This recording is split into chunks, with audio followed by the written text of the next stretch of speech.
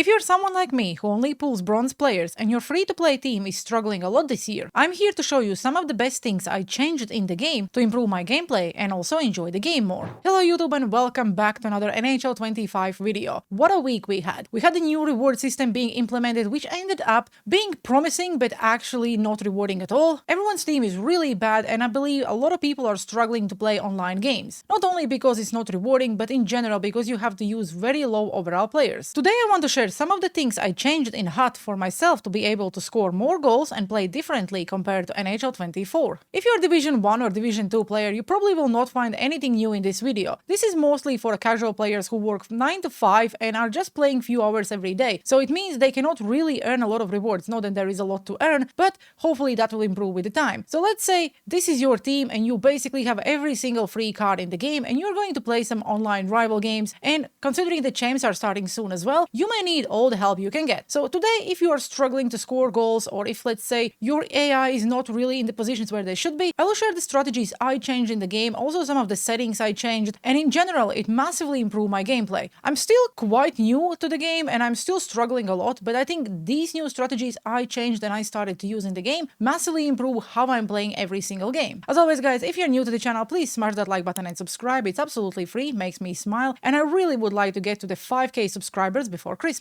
So today I will talk about the three things: settings, strategies, and also synergies, because everyone's team is quite low in the overall, so you really need to pay attention to the cards you're choosing if you want to go and buy anyone in the auction house, because synergies play a big role how your players will play. So first thing first, let's go to the settings. If you go to the audio and visual settings, so first of all, these are the settings I'm using every single year. Auto zoom I have off. If you have on, by skating and having the puck, the camera will just zoom you in and it means you will lose a lot of visibility of what's happening around you. So that's why I always have it off. Camera, I use zone, and the reason I use zone as every other year is because I want to see all three zones when I'm next to the net. So for example, I am there waiting for that cross crease. I still want to know where are my defensemen, and if you use zone, it actually allows you to see that. If you watch my streams, you would notice then a lot of people are asking me which camera settings I'm using, and it's very zoomed out. Yes, it visually doesn't look good, but it does give you some, I don't know, competitive advantage. So camera perspective, prefer up. I don't think I even changed that. Skating fatigue indicator, I have it on, and I don't believe we could actually turn it off last year. So this is something new. I like to see when the fatigue is running out for my players, so I want to always be aware when I need to go for a line change. Player indicator size, I have it on medium, but actually I usually use it on large because the better visibility I have where my players are, the better. Off-screen player indicator I also have on. This setting controls whatever the player indicator will appear when players are outside of field of view, the game camera. So basically, let's say you have a defenseman in your own zone, I don't know, he's having a moment with the goalie or something, and he don't want to be seen. So you still have an indicator showing that there is one player left in your zone. And it's actually very helpful. So when you, let's say, want to go for, I don't know, pass it back in your own zone, and that's a huge thing this year. I prefer passing back in my own zone, skating back, waiting when the players and AI will get in the positions and then skate all the way back. This, when it's on, you actually know when the player is back in your zone and you can just pass it back. Pressure meter, again, something new. We was not able to turn it off. I know a lot of people are getting frustrated about that big circle in the middle of the ice. Personally, I like it on because I still believe you get some kind of advantage, because once the pressure meter this year is fully on, that's when you go for that D to D and go for that green one-timer. Goalie anticipation indicator, I have this on as well. Player name indicator, I have this on because I want to know technically who I'm passing the puck. Let's say if I would have McDavid on the ice, I want to always pass to my faster player. Same about Makar. Technically, it doesn't really give you any advantage, but I don't know my players by numbers, so I have it on. Same about the X Factor visual ability. I want to know what kind of X Factor abilities my players have and also my opponent players have. These are the goalie settings. I really don't mess up with them, so everything is on. Fighting instructions, I have it on because I just really suck, but technically you can have it off. Goalie camera, I have fixed. Defensive positioning, I have off. Offensive positioning, I have off. Positional indicator, I have off. Puck highlight large because I want to see the puck at all times where it is on the ice. And same about the highlights, everything is large. Score clock overlay, so I have it authentic so I can actually see the new score clock. If you turn it off, you will not be able to see the score clock and you basically will be blind. And then shootout camera, I have it dynamic low.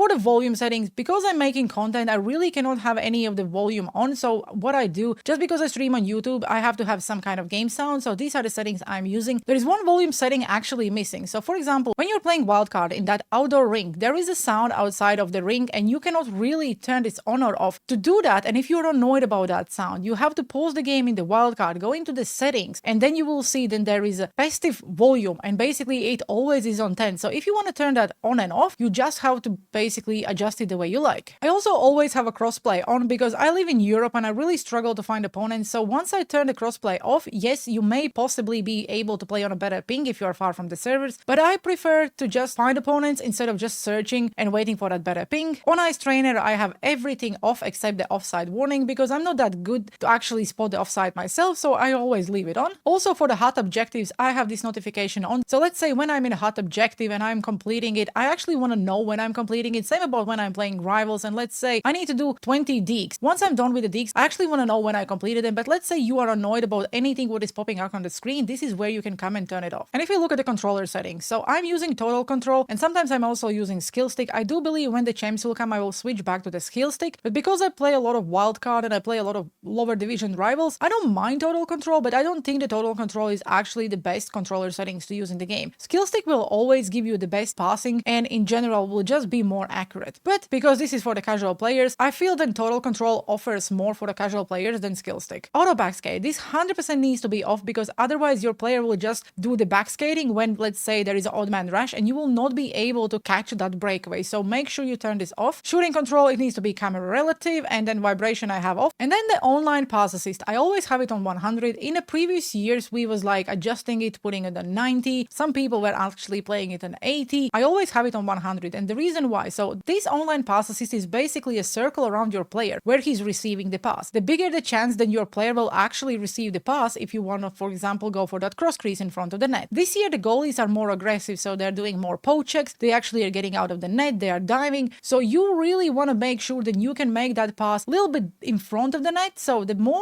circle around the player, the better possibilities will be. Then he will receive the pass and score that goal. Okay, now let's talk about the strategies, the thing you're probably here for. So I use behind the net. I tried crush the net because 1Ts are very important this year and basically every single D2D goes in, but somehow my AI were not in the position at all. So I don't think then it actually works. Same about the overload. Overload every single year was probably one of the biggest meta strategies. Again, we only have 3 in this game and I really hope in the future it will change, but overload was pretty much the meta every single year. This year, overload and crush the net is not that efficient as behind the net. That's the reason why I'm using the behind the net, because it just puts my AI in the positions if I'm skating behind the net, waiting for my players to get into positions that shoot that pass and score a goal. Then carry and dump. I have it on 10 because I really don't want my AI to carry the puck. I just want them to dump the puck and then leave it. Cycle shoot. I also have it on 10 because I don't really want my AI to cycle around. I want them to shoot the puck. I did try it on 5, both of these things at the beginning of the game because usually I'm trying to balance it. Now I like that my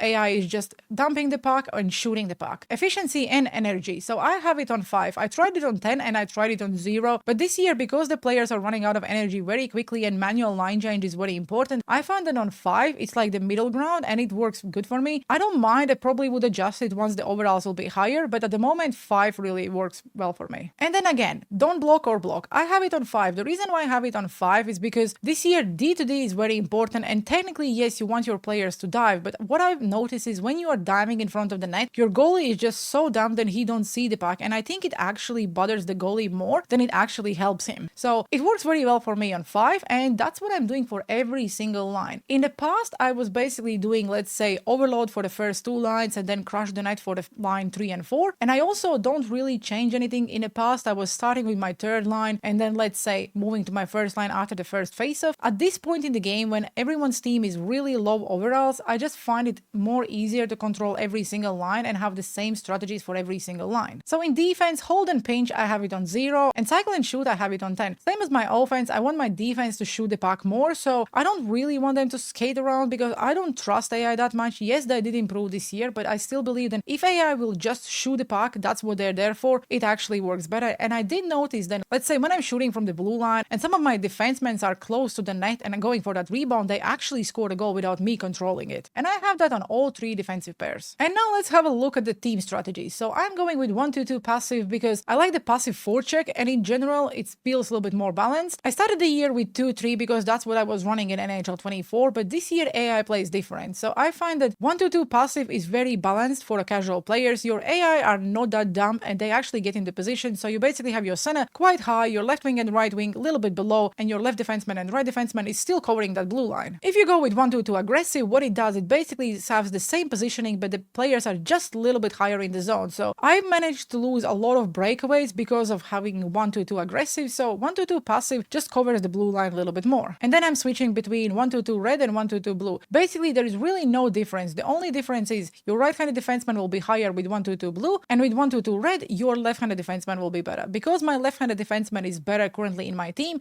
I'm going with 1-2 red. Once my right-handed defenseman, let's say I will make Cale Makar MSP, I probably will switch to 1-2 blue because I want my right-handed defenseman to be higher than my left-handed defenseman. Again, because we are switching the positions, you need to keep that in mind. So whoever you're using in the right-handed defenseman spot, which will probably be your left-handed defenseman, this is how it will work. Then for trap and forecheck, I have it all the way to the 6 because I want my AI to forecheck more instead of trap. Defensive pressure, I have puck side attack, and defensive strategy, I have tie point. I was using collapsing at the beginning of the year, but like I already explained, I do find that when my players are collapsing in front of the net, it actually bothers the goalie more than it helps. So I decided with D2D, tight point just works much better for me. And then for offensive strategies, offensive pressure, I have full attack. I want my players just to focus on getting into the zone, scoring goals, and having full attack in their mind. Control breakout, blue to blue, and quick breakout is leave zone early. These things massively improve my gameplay. I'm basically now winning 70% games more than I was at the beginning of the year. And yes, I probably also adjusted to the gameplay a little bit because just straight lining and cross creases really don't work anymore. You have to find new ways how to score the goal. So basically this year EA is rewarding us for more skating around, looking for those open plays. If you're passing the puck a lot, let's say in the blue line, in offensive zone, even in defensive zone, if you get into the offensive zone and you still don't see your AIs being in the positions you want, the best solution is just get the puck, skate a little bit back in your own zone, and then get back into the opponent's zone, and you will see then your AI will actually get into the positions you want. So if you're using behind the net, you will notice then, let's say if you're skating behind the net or closer to the net, your AI will actually get open and ready for those plays. And the last thing, let's talk about the synergies in NHL 25, because at the beginning of the year is the time where synergies actually matter. Once you hit that 90, 92, 95 overalls, no one really pays attention to the synergies anymore because all the stats are pretty much 90s, 95s, and you don't really need help. Yes, you still can boost some of these attributes, let's say skating, everyone wants the 99 skating or 99 faceoffs, but at the beginning of the year when every single overall is very low, and if you get a card with an 87 skating, it's massive. So I am trying to look for the players with, let's say, synergies. I believe they will improve my player stats. If you're looking for a defenseman, I probably would suggest you look for a defenseman who have an offensive defenseman synergy because, so for example, you pull yourself this 84 overall Cale Makar. His skating is great without any synergies obviously needed, but his shooting needs some help. So if you activate offensive defenseman, you can see that it boosts all the shooting stats. And you really want that shooting to be the maximum you can for every single player with the D2D and just shooting for the blue line. Not only blue line, even in front of the net, or if you're going for the slap shot, the better the shooting, the more chances you will actually be able to score a goal if, let's say, one of your players is screening a goalie. At the moment, there is not a single card out there with the speed boost, but speed is very important at the beginning of the game. Yes, the straight lining is not really a thing this year, but you will need the best and fastest players you can. So once EA will start releasing players with the speed boost, you will see that their value in the auction house, first of all, will go up, and also they will be more efficient in your team. So if you ever pull a player, let's say a forward with the speed boost, don't rush to go and sell him, because if you can get at least 6 players in your team with the speed boost, you will notice that your speed will just massively improve. Don't forget that synergies only work. So for example, to activate speed boost, you need 6 active players with 6 active speed boost synergies. So you basically need 6 players, and that will cost you a lot. But in the future, when we will get more into the game cycle, there will be a lot of new players released. Even today, there is a new content and there is a possibility EA drops some new cards with more synergies. But for example, for an offensive player, I probably would go with a speed boost or power shooting boost, because that also will improve the shooting stats. For defensemen, I would only at the moment go with offensive defensemen, because I don't really think any other abilities needs improving for defensemen this early in the game. Another great synergy EA added this year is this pinpoint point shooting boost. At the moment, we don't have a single forward or single defenseman with this synergy, but I believe once you will be able to get 6 active players and activate this synergy, it will basically add 3 to the plus slap shot accuracy and 3 to the plus wrist shot accuracy. Those are again shooting stats, so you want to boost the shooting as much as you can. Just make sure at the beginning of the year you pay a lot of attention to the synergies and try to get the players not only because you like the player, but also then he synergy match your team. Obviously, always use the players you like instead of going after the meta, but if you're struggling and you're looking for some help, pay attention to the synergies because it will really massively help with the stats and you will not notice how someone who wasn't that great in the game suddenly is playing much better. Okay guys, that's it for today's video. So these are the strategies and settings I'm using in NHL 25 at the moment. Probably as we will go more into the game cycle, I will adjust after every single patch EA changed the game, so you also have to adapt. But at the moment, it helps me massively. Let me know down in the comment sections below. Which strategies are you using this year and how are you finding the gameplay in general? I hope you enjoyed today's video. Have a good one and see you on the ice.